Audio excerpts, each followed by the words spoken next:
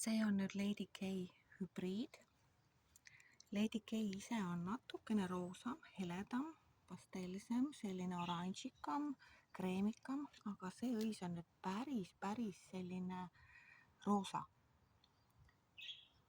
Nii et ilmselt tema on isasse.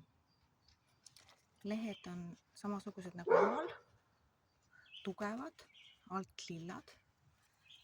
Kasvukõrgus on umbes 80 sentimeetrit ja õis ise on suur. Väga ilus. Ja kuna mul on ka originaal Lady K olemas, siis see hübriid on tõesti väga kena ja meeldiv vaheldus. Ootame ära ka veel teised õitsejad, kuna mul on siin kõrval ka teda teistest seemnetest. Nii et võib-olla mõni on emasse rohkem või siis täitsa enda nägu. Aga see on küll väga ilus.